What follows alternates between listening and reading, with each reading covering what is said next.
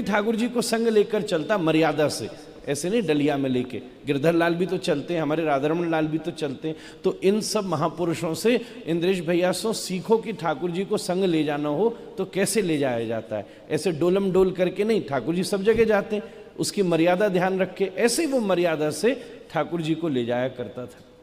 ठाकुर जी को ले गए तो मैंने खूब प्रेम से विराजमान कर दिया।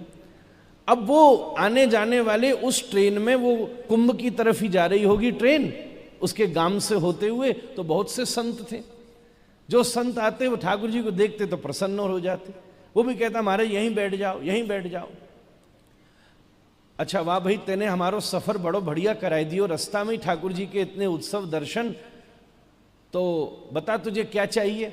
बोले मेरी ये इच्छा है कि आप जहां जा रहे हो वहां से बस एक गांव पहले, एक स्टॉप पहले मेरा गांव आता है, आप सब वहां चलो, थोड़ी देर मुझ पर कृपा करो। संत बोले ठीक है, पर फिर छुड़वा दियो तू। बोले वो हमारी जिम्मेदारी।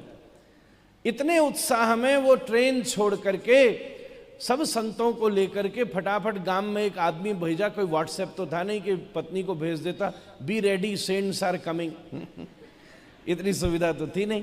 तो एक छोरा दौड़ायो कि फटाफट जाए घर में खबर कर, 10 20 50 महात्मा आ रहे हैं, ट्रेन से उतरो, सबकी अगवानी करवे लगो।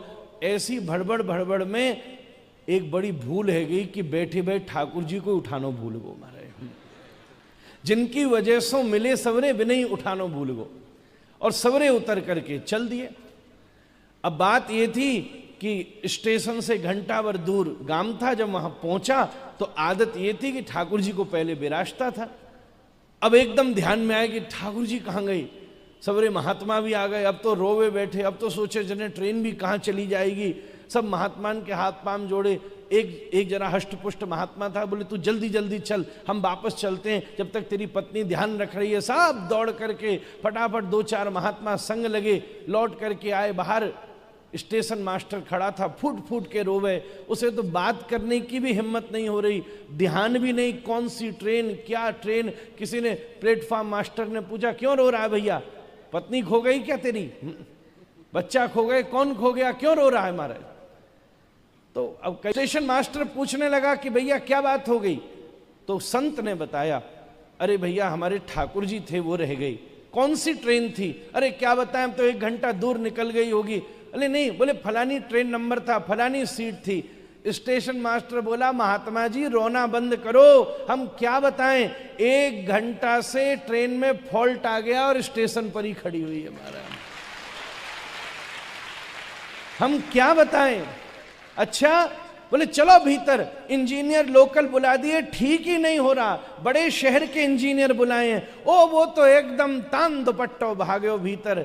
देखा तो भीतर अपने डिब्बा में घुसो तो ऊपर वाली सीट पर गोपाल जी ऐसे बैठ के वाकू ताक कर वाकी प्रतीक्षा कर रही महाराज। प्रणाम करके वने ठाकुर जी उठाए और जैसे ही लेकर के स्टेशन से नीचे ट्रेन से उतरो, आगे इंजीनियर काम कर रहे, उन्हें बड़ी जोर से आवाज दी, अरे ट्रेन ठीक हो गई, ठीक हो गई, चलो भैया चलो भैया।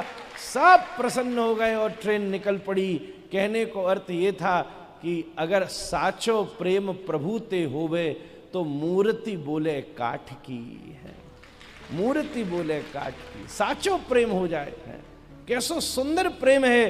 ठाकुर जी खुद बाकी प्रतीक्षा में ट्रेनें अड़ाई करके बैठे हुए, जब तक लेके नहीं जाएगो मैया ट्रेनें जावे ना दूंगो। ऐसी प्रीति कौन करा सकता है, ऐसी प्रीति कथा करा सकती है। कथा से ये भगवत प्रेम मिलेगा। पर एक और बात है, ऐसे महापुरुष जब कथा करते हैं तब कथा से प्रीति होती है और फिर कथा में कृष्ण से प्रीति होती है। ये मार्ग है। कोई अच्छा महात्मा मिल जाए तो कथा से प्रेम हो जाएगा और फिर कथा में कृष्ण से प्रेम हो जाएगा।